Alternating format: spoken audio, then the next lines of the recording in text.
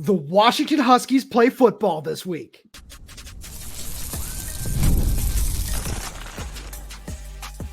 You are Locked On Huskies, your daily podcast on the Washington Huskies, part of the Locked On Podcast Network, your team every day.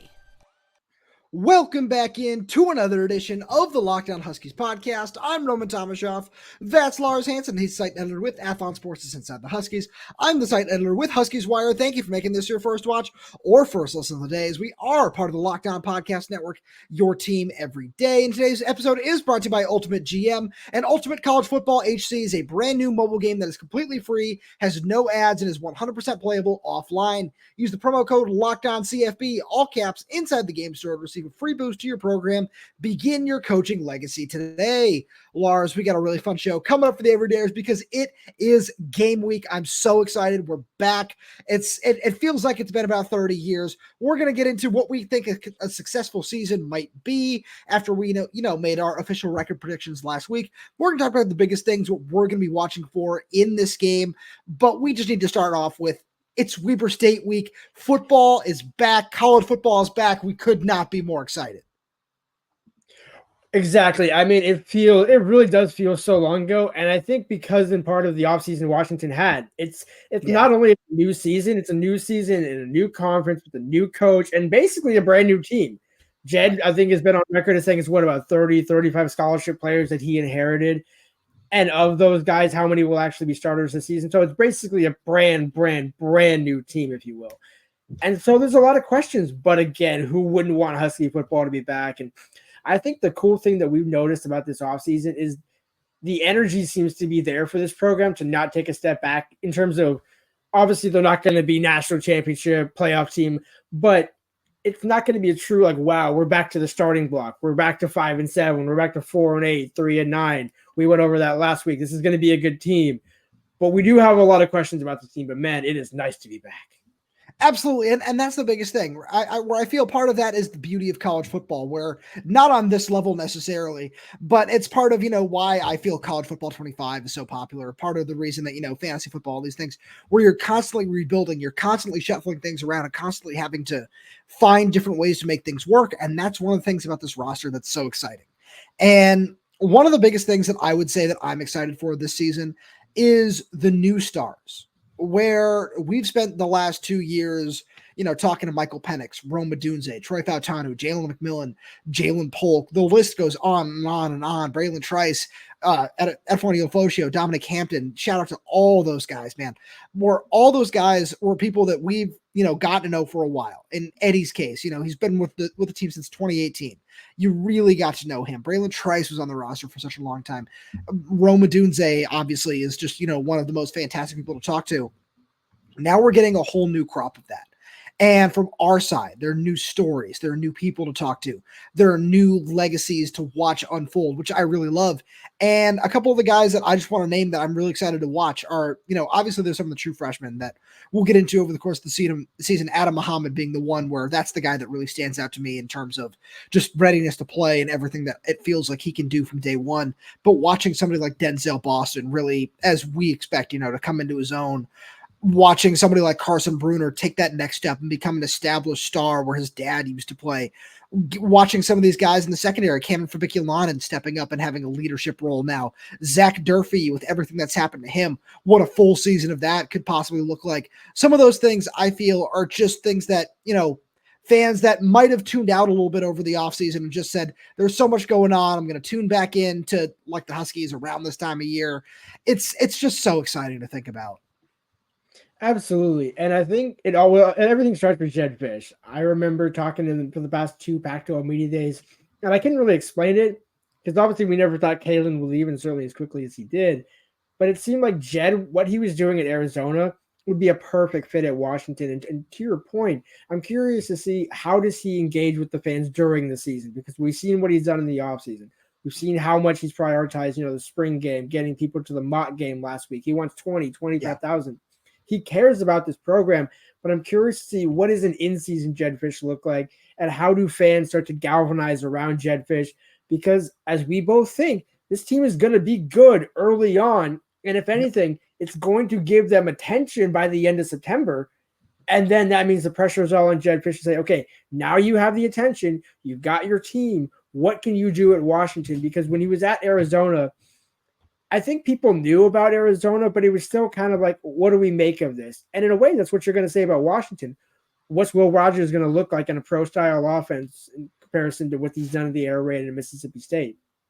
How is Jonah Coleman going to impact given what he did at Arizona last season? There's so many other guys. How's the offensive line going to look? How many guys are going to play? What is this defense going to look like? I know we've gone at nauseum. We talked at nauseum about it, but finally seeing it in a game and having everybody else understand what we've been able to see for the last 30 days. I'm talking about practices, 30 practices, 15 in the spring, 15 in the fall, because I think this could be a perfect marriage for Washington in terms of what you're coming off of and what you're trying to build towards in the Big Ten Conference. And I think that's why the season is so important. And it's really, we know what it's going to look like, but I don't think we know what it's going to fully look like. And so I'm curious to see what are the other wrinkles that Jedd is going to put in after the mock game, because we haven't seen the team. We won't get to see practice from here on out. Everything is going to be press conferences and things like that for people to understand from our perspective. So we don't get to see what it goes like behind the scenes from here on out. I'm curious, what is Jedd going to change? How many more wrinkles are they going to put in? Because I think this team could truly do something special. And I know 8-4 is not special, but there's a lot of special stories on this team. We're talking about Max McCree giving up football for 18 months, coming back to football, potentially trying to earn a starting spot in the Big Ten Conference. Jaden Wayne coming back home. There's so many new, unique storylines that nobody knew about. Nobody would have thought would have been the case 12 months ago, or even, it's probably 12 months ago, because given, 6 months ago is when the change happened. I was about to say 6 months ago, but Jedd was already the coach at that point. There's so many reasons for fans to care about this team, and I'm so excited to finally see that it's game week and for people to truly start to kind of reinvest in Washington football. I'm really glad you mentioned Steve Belichick. That's something I have written down for the next segment. I know everybody's really surprised out there that I'm going to talk about the Patriots defense, the UW defense, as it has been called time and time again, because that is one of the things that I'm really excited to watch for this season. But on top of that, I really love where you're going with the storylines, with just the new coaching staff, with everything. And one of the other things that I feel is very much worth mentioning, and I'm shocked it took us 7 minutes and 30 seconds to get here, is the Big Ten. Like the Big Ten, like as a whole, where I know you said it, but it's not, it's more than that. It is, what is this going to look like? What is this really going to be like going to the whiteout in November, going to Iowa in October, having Michigan come in for a conference game as the reigning national champions and getting that national championship rematch. Everything that the end of November is going to look like. What is that Oregon game going to look like by being the final game of the year and watching that hatred, that tension build all season long after Josh Pate dunked on Oregon fans the other week. That's the only time I've, ever thought I'd, give a shout out to a guy like Josh Pate. He just, that was a fantastic jab that he took. But seeing all those things are really exciting. What are some of these other trips going to look like? Rutgers, not so much. As we saw that a couple of years ago. We know what that one is somewhat like as a conference game. Might be a little bit different. Not they're a little bit better, but Indiana as well. And then, now, because we've talked about it for long enough. And that's the point of all this. We've talked about it for long enough. What, going to Wisconsin might look like in the future. What going to Ohio State is going to look like. Now we're going to get our first real taste of what it's actually going to be like. And I think that's something that's really, really exciting. And Lars, with that being said, we've got so many things to watch for in week one and all season long,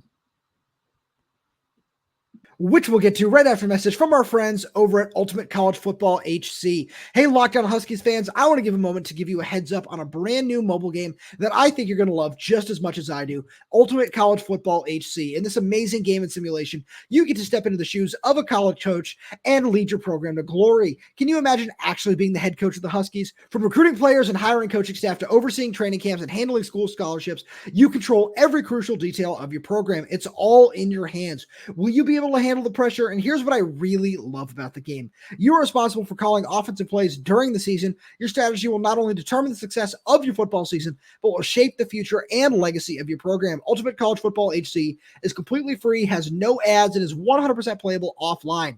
You can play on the go as you want and when you want to. And of course, we have a special offer for Locked On Huskies fans. Use the promo code LOCKEDONCFB, all caps, inside the game store to receive a free boost to your program. Make sure to take advantage of this perk as will get your team off to a strong start. To download the app, just visit ultimate-cfb.com or look it up on the app stores. Ultimate College Football HC. Begin your coaching legacy today. Lars, we're getting into the nitty-gritty of the season. It's still so fun to say this, and I'm going to say it all week long because I'm just so excited for football to be back. When we get to Husky Stadium on Saturday, probably around 5:30, 6 o'clock before the 8 p.m. kickoff, we're not going to get into that. What is the number one thing that you are going to be watching for from this team? So I know it's the easiest thing, but it's the obvious topic, and I'm just going to have to take it first since I know you're going to probably talk for 5 minutes about the Belichick defense.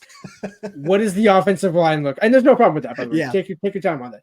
Thank you. What is the offensive line going to look like? Because what we saw in fall camp was a pretty consistent, for the most part, starting five.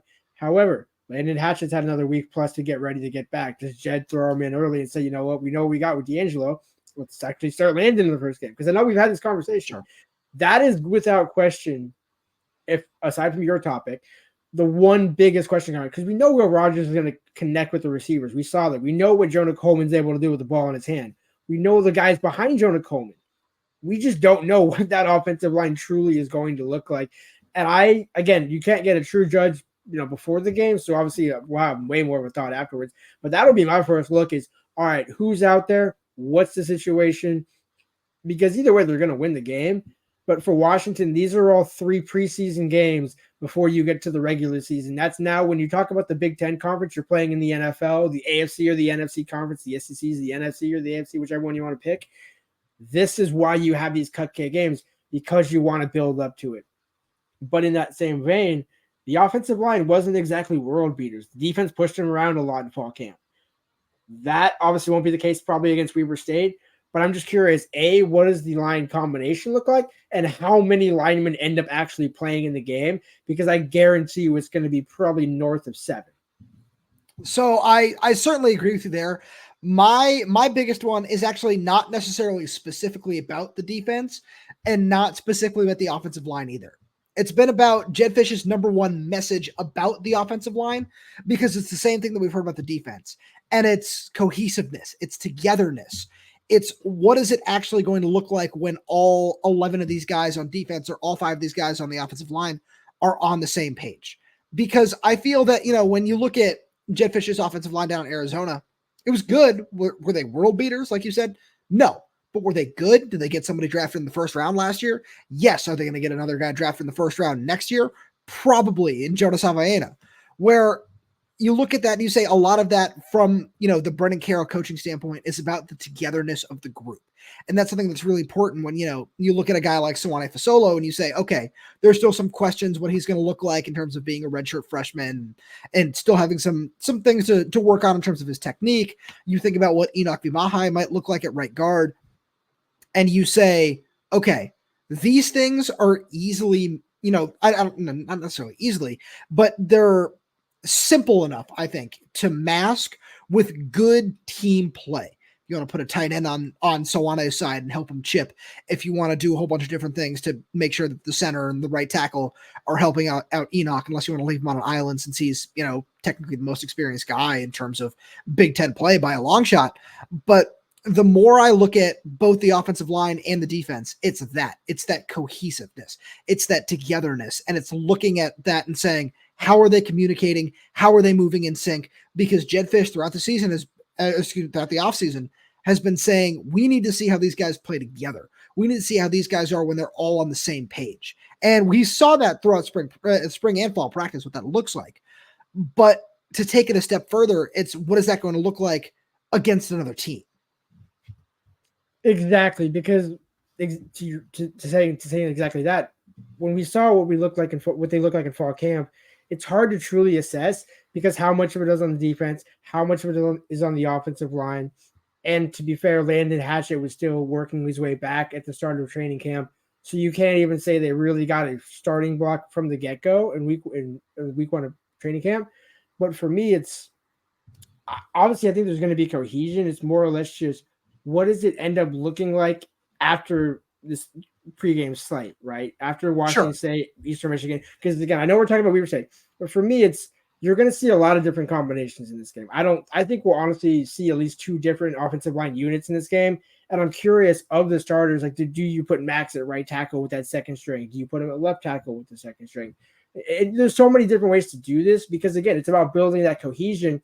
Which guys do they actually want to build with? And which guys do they kind of want to test and say, okay, we know you can kind of play together, but can you handle an in-game situation?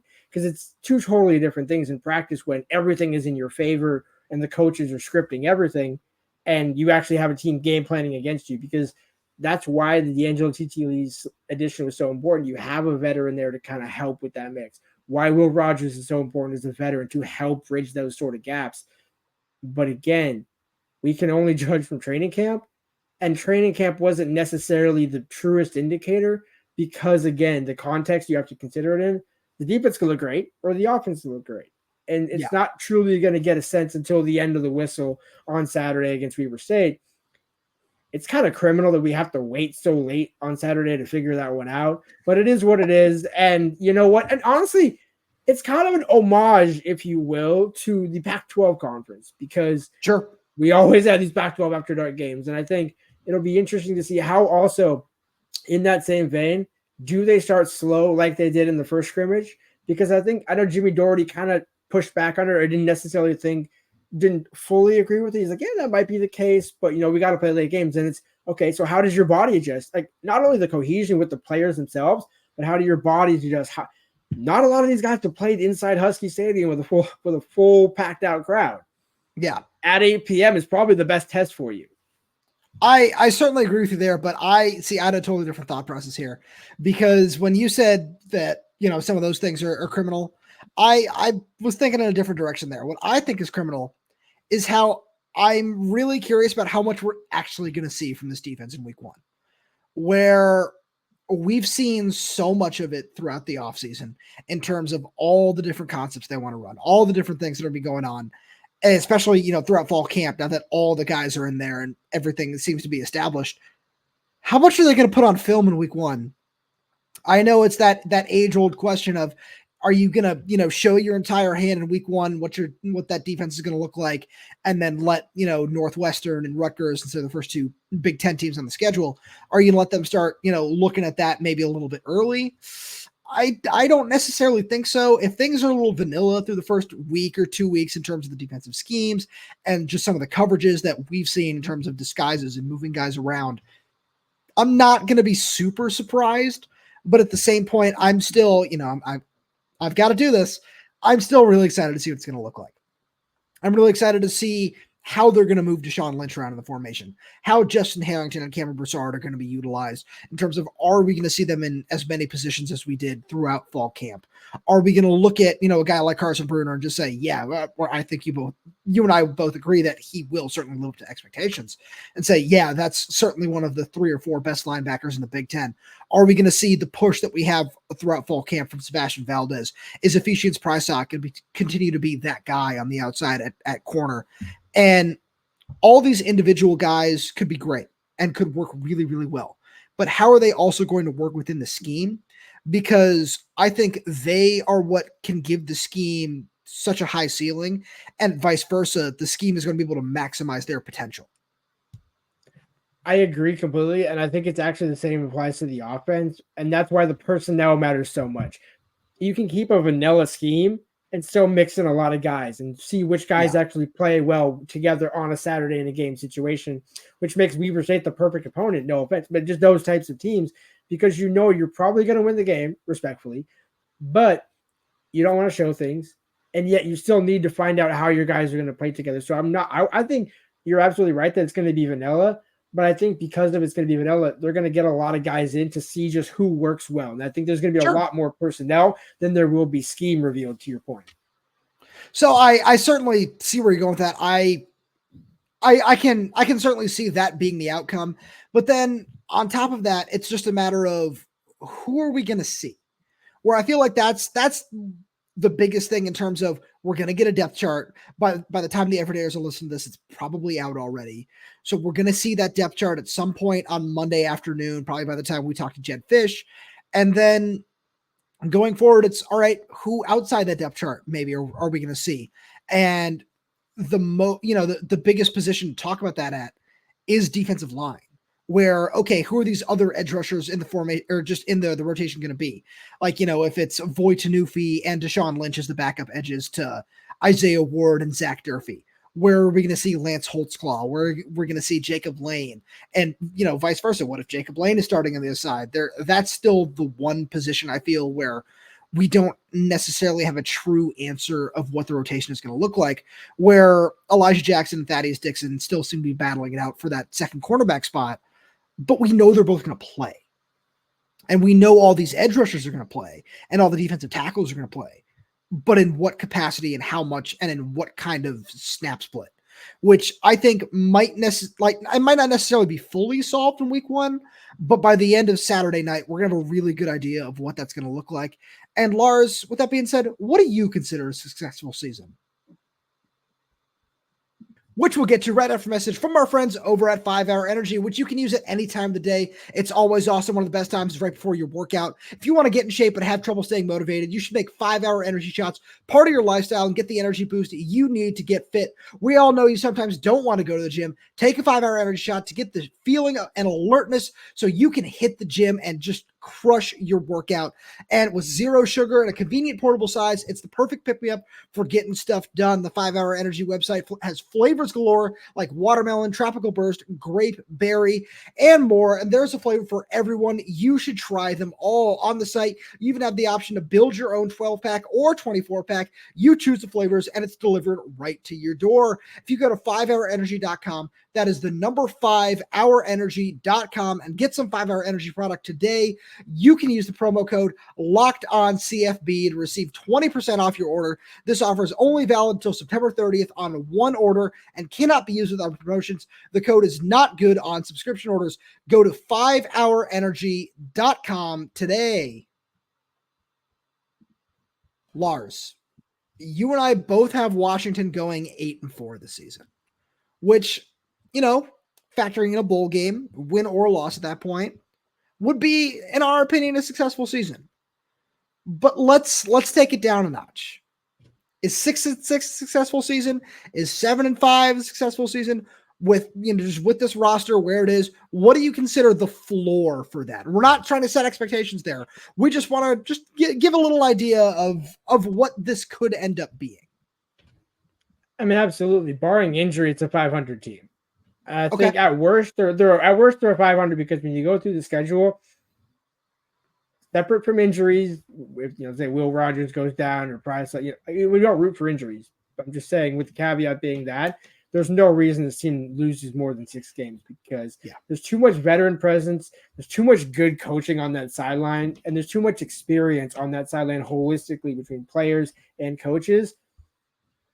I don't see how you can lose more than 6. Now, there's going to be about 3 or 4 games, and that's going to tilt the schedule. And I think we kind of hinted at that during our schedule breakdown. And those are going to be the test games, but there's no way the team loses more than 6 games this season. I'm with you there. And one of the things to look at where, when we did our schedule review the other day, we had some everydayers in the comments saying that Indiana certainly seems like a much tougher game than even we were getting credit for, where they're talking about the travel and everything coming off a bye week. I feel is, where we feel a lot of optimism in that, but that means that, if we just look at the schedule right now, in terms of chalk up where we think the wins are, where the losses are, and what might just the guaranteed in terms of what we think might fall into each category. I would say Indiana and UCLA both fall into the should be a win category. That means a 500 season means you lose one, maybe both of those games. And I wouldn't be happy in that sense, where I feel those are teams that Washington is certainly more talented than, certainly has a better coaching staff than, and can out-scheme, out-maneuver, whatever you want to say. So I don't know if I'd consider 6-6 successful. That's hard for me. I would say that 7-5 is the floor, where, let's say all of a sudden the Rutgers game, where you and I both think it's going to end up a win. Let's say that turns into a loss, and everything else that we talked about ends up being right, and it's a 7-5 season. I feel like that's fine. I feel like you can live with that, and you can, the casual Husky fan will look at that and say, okay, Like, that's fine. That's a good building block. Maybe eight wins with the bowl game, where I feel like that is the floor that I'd be looking at in terms of you can win one game maybe that you thought you were going to win, where I don't necessarily think that's going to happen, but it just sets the bar a little bit higher and it raises that floor a little bit, because with the talent on this team and what the bottom of the Big Ten can be, there are certainly some very winnable games on the schedule, even on the road. No, you're right. But I just look at, and the reason why I said 6-6 in a way, what you said, if you lose to Indiana and you lose to Rutgers, there's your 6. We go made 4 to 6-6. And those are both on the road, coming off interesting situations. Again, the Rutgers game on a Friday night, Indiana off the bye week. I can still see those being losable games for Washington, depending on where they're at in the season. At full strength, I think they win both. We both think they win both. But I could see that. But the reason why I said it's successful, you cannot fall below 500. Now, again, as you said, you should be 7-5. This program should not fall that far down. But in the context of when you look at how much Washington has lost, and you go look at other teams in CFP history, and you look at how far did TCU fall, how far did some of these other schools fall, and to me, I don't think it's going to be that. But you can't fall below that 600, that 500 line. I agree. To me, and that's why I'm saying it's the bar, like the floor. That's the very, very bottom floor. But the expectation, realistically, for a successful season is 7-5, 8-4. I wouldn't consider 6-6 successful, but it's kind of the safest. Like, all right, with a bowl win, you get to 7-6, then you're plus into the 500. You're closer back to 8 wins. That's just why I kind of set it at 6-6, because I don't think this team loses more than 6. I certainly agree with you there. That's not what I wasn't trying to discredit your point there. What I was kind of saying is, I'm very glad you brought it up there, is the whole TCU thing, where there's been way too much talk is, oh, well, Washington is just TCU, where they had one nice run and now they're going to fall back into obscurity, mediocrity. That's not what this is. And that's the exhausting part. That's the ridiculous part, where you look at everything that Washington lost, and yeah, absolutely, they lost a ton. There's no secret. There's no ifs, ands, or buts about that. But saying, oh, yeah, it was a miracle run for this reason or that reason, Washington has had so much talent, where it still feels like there's a fair amount of members of the national media. They don't realize that Washington's had 5 10-win seasons in the last decade, where it just seems like something that they can't wrap their heads around for one reason or another. So the more you look at this, the more, that's why I want to say 7-5. Because, barring the Jimmy Lake season in 2021, that's kind of what it's been, where it's always been, all right, like, yeah, 6-6 is fine, but that's not where it should be. That's not where you want it to be. So that's why my whole thing is aim a little bit higher, look a little bit higher, because you can, because that's one of the reasons that Washington made this move to the Big Ten, to compete, to reach that next level, to reach higher. So I just feel that it certainly is within grasp, and any 7-5 season or above certainly beats the TCU allegations, in my opinion. Oh no, I'm 100% with you on that, and it would match everything that Jedd has said this offseason, where he's setting the bar lofty. Wants the highest ranked recruiting class. Wants 25,000 for an event. Whether you get it or not, Jedd said it. I think he was either in the spring or at the beginning of training camp, where he said, well, why would I set low expectations for myself? I'd rather say I want to be, 8-4, 9-3, 10-2. Like, Jedd probably setting the expectations for himself at 10-2, probably knowing he's not going to get there, but that's where the ceiling should be, where it maybe could be if everything kind of fell into place. And that's where you get into the realistic, successful season. You go 8-4, 9-4 with a bowl win. You go into 26 or 25 with that little bit of momentum, and that whole new young cast that's going to be probably playing a lot this season with Damon Williams and the rest of the team. And that's exactly what you want. Because this team, with the veteran presence and the veteran transfers they brought in, no way. Like, Will Rogers didn't come here to lose 6, 7, 8 games. Right. And that's why. And that's why Jedd was like, do you want to play in the NFL, or do you want to just be a college quarterback? That's why Will stuck around. So all of these people have made investments. We have shared all these stories throughout the offseason, why this team is worth covering, why this team is worth being interested in. There's a ton of question marks, but I think this is shaping up to be a successful season for Jedd, as long as the wheels don't fall off for unforeseen injury reasons, which, again, would kind of just be a separate issue in itself. Yeah, injuries is the one thing that you can't really discuss in this equation, where a thing happens here, a thing happens there, all of a sudden, yeah, the conversation changes entirely. But as we've said a million times on the show, it's not something we root for. It's not something we expect. It's not something we discuss. Where injuries are going to happen, but you're never going to say, oh, well, what if I'm not going to throw any names out there. What if player X misses half the season? What if this guy misses the entire season? You can't plan around that. Where when I look at this discussion, no matter what way you slice it, it all comes down to Jedd Fisch has pumped this program up a lot. He's done a really good job of doing that. He's done a really good job of revitalizing this roster in a very short amount of time. He's done a very good job of building up a solid recruiting class, as you said. He's done a really good job of putting in an exceptional scheme on both sides of the ball that, in my opinion, is going to be one of the best in the Big Ten. Now, is it going to be executed perfectly in its first year? Probably not. But it's all about those building blocks, where it's unfortunate that, there aren't top 5 recruiting classes, top 10 recruiting classes to rely on, like, a Georgia, like an LSU, an Ohio State, where it's just, okay, yeah, he's coming in. He already has all this talent to work with, where the cupboards were so bare when he left, or when Kalen left. And now looking at where the roster is, you see it. You see the vision. And, I don't feel it's an insult to say that this isn't a 12-team CFP contender right now. But if we look at this roster 24 months from now, maybe it is. Maybe it is. And that's all you want to see, is you want to see those building blocks. You want to see that Jedd is taking steps in the right direction to get there.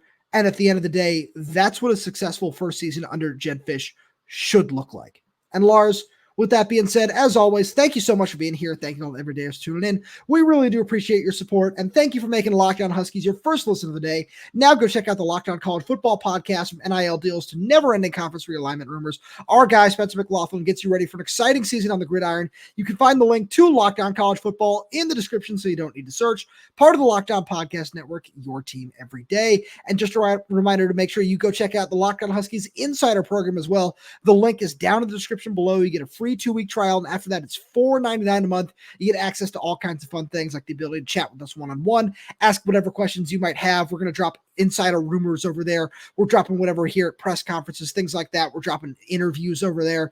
We're going to give you access to exclusive Locked On Huskies Q&As, so much more fun stuff. And again, the link is down in the description below. You get a free 2-week trial, and after that, it's $4.99 a month. We're doing everything we can to make sure it is the best bang for your buck in the business, and we do really appreciate all your support. With that being said, now that the season is back, again, football is back. It's so exciting. We're finally back. Make sure you subscribe wherever you get your podcast, whether that's YouTube, Spotify, Apple Music, Amazon Music.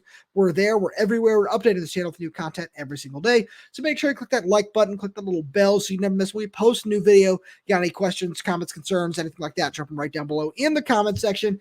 And if you're audio only, please leave us a 5-star review, as it does help us out a lot. Thank you so much for tuning in, and we'll talk to you on Tuesday.